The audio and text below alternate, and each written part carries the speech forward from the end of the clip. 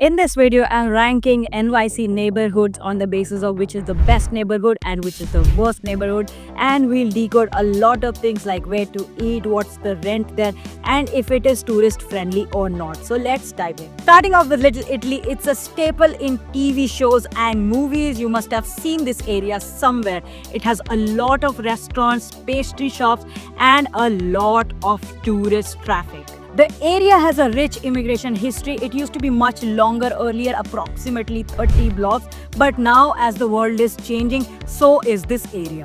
Today, if you walk across Mulberry Street, you will come across a lot of shops that are very old and have stood the test of time. Its downtown location is also a big plus. You can easily walk to Chinatown and Soho, which makes it a big hit among tourists. Pro tip, a lot of these restaurants have changed their ownership and they are no longer Italian owned. So if you're looking for Italian food, my suggestion would be for you to go to Cafe Napoli. That's not a tourist scam and you will find great food there. There are a few drawbacks to this area. The area is often overcrowded because of tourists and it might get difficult for you to even navigate what is happening, especially during peak times like the San Gennaro festival, when it can definitely feel more than overwhelming to you. The food scene here is great, but now the ownership has changed and a lot of these restaurants that claim that they are Italian are no longer Italian. So it has become a tourist scam. But as expected in a tourist heavy neighborhood,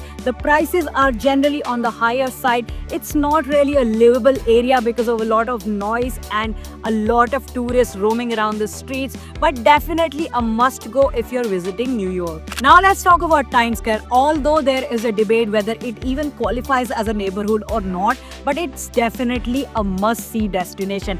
I personally like to go to Times Square every alternate weekend because of the sheer energy that I can soak up there while I look at big billboards, extremely flashy lights, and tons of people just roaming the street. The pros are enormous. It's as central as it gets. You are equidistant to all the other major landmarks in New York City and also accessible to Tri-State area because of the Port Authority Terminal and also the Penn Station.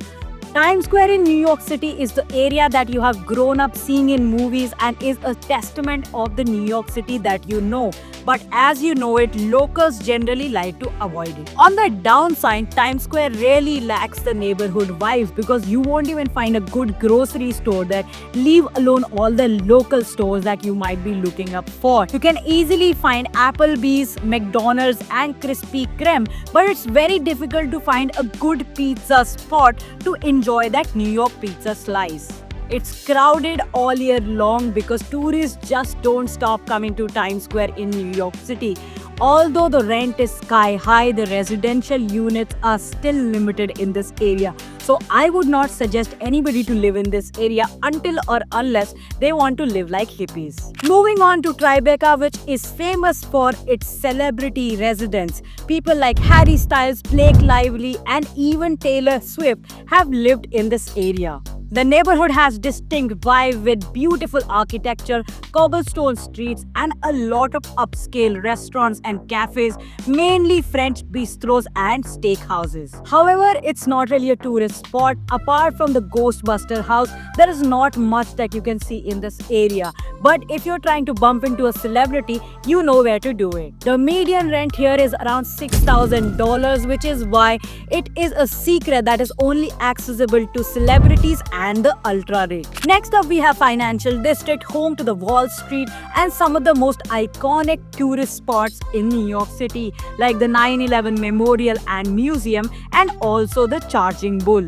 This area is actually underrated among tourists, but you can find a lot of hidden gems when it comes to food and also find a lot of quiet space to enjoy the energy of the city. One of the biggest drawbacks of this area is that it practically feels like a ghost town once the office hours are done. You will not find a lot of things to do here because everybody goes back home and restaurants usually close up early. It lacks a true neighborhood vibe and you will find that once the sun is down, it feels more commercial than residential.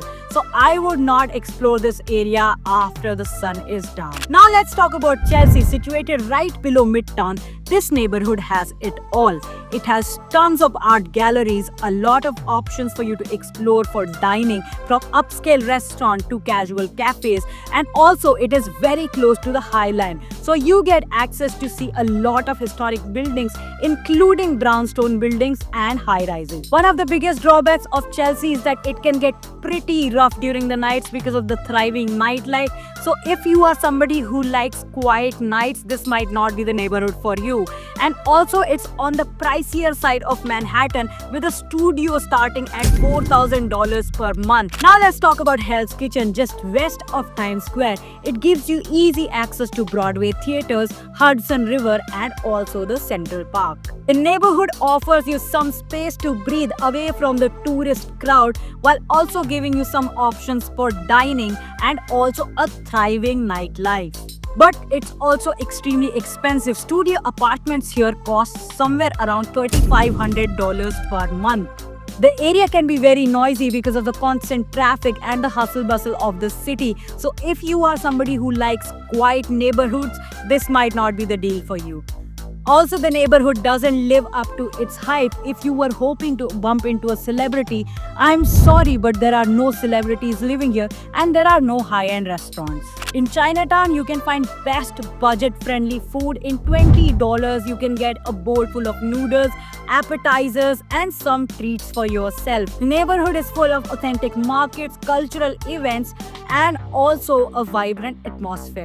But it's definitely not without its cons. Chinatown can get really crowded, especially around Canal Street, because it's one of the most interesting tourist spots. It's also one of the least maintained areas. You can find a lot of dirt, garbage, and just less maintained roads. And it also has very less parks and green areas, which can give you a sense of suffocation. Harlem is known for, because I live here, no. Harlem is known for its rich African-American cultural history, with venues like Apollo Theater and some of the great soul food restaurants. It's also more affordable as compared to some of the spots in Manhattan, and that is one of the reasons why I like to live here. Although there are also cons of these areas, it's high on crime rate, and some areas in Harlem can get pretty nasty after the sun is down. So you may need to choose your routes very carefully. In the Upper West Side, you will find brownstone buildings, and its proximity to Central Park is the best bet you can get in Manhattan if you are a nature enthusiast. It's also very close to the Natural History Museum and the Lincoln Center for those who enjoy art and history. It's safer when compared to other parts in Manhattan, but it definitely is very pricey. One bedroom apartment here can cost somewhere around $5,000 a month, which might not be a very affordable deal for students like me. While there are a lot of bars and cafes here, you might find a definite lack of nightlife. Traffic can also be a hassle, especially around Columbus Avenue and Broadway. Finally, on number 3, we have Midtown Manhattan. It's definitely packed with a lot of iconic buildings and landmarks like the Empire State Building and the Rockefeller Center. It's the heart of the city and is very close to Times Square and also the Port Authority Terminal. It has tons of entertainment options like Comedy Central and Broadway theaters, and is also very close to all the subway lines that can take you across the city on any of these lines. But it also has its downside. The cost of living here is extremely high, and there are not many residential units here. It can also feel a little dark and grimy in areas especially closer to the Port Authority Terminal and the Penn Station, because you might find a lot of homeless people living there and also people who are battling addiction. Next up, we have Dumbo, which is in Brooklyn, and you all might have seen it in the movie Kal Ho Na Ho. It offers beautiful waterfront views and easy access to Manhattan through the Manhattan and the Brooklyn Bridge. It is home to some of the trendiest cafes and restaurants, but it's definitely one of the priciest neighborhoods in Brooklyn, with one-bedroom apartments starting from $6,000 per month if you are going for a waterfront view. Finally, on number 1, we have the East Village. It definitely gives you a bohemian artsy vibe and has drawn crowds, especially young crowds, for decades. It's a mix of old and new, and you can explore a lot of cafes cafes and graffiti walls here. The neighborhood is full of quirky shops and bars, but it's definitely becoming commercialized with each passing day. There you have it, the highs and lows of all the top neighborhoods in New York City. Remember, if you're coming to New York City to live, finding the best neighborhood is the one choice that you're going to make, which is going to change your life. So make sure that you are in the right neighborhood and you don't regret your decision of coming to New York City. All neighborhoods have their own vibe and appeal, but not all are worth visiting. I hope you find some help in this video and you will enjoy your time in New York City. I'm sure this video will be helpful for you to decide the neighborhood you want to be in so that you can maximize the fun you have in New York City. Please like this video and subscribe to the channel, and we'll make sure that we get you the best content out of New York City. Till then, stay safe, stay healthy, and keep paying your dues for a better tomorrow.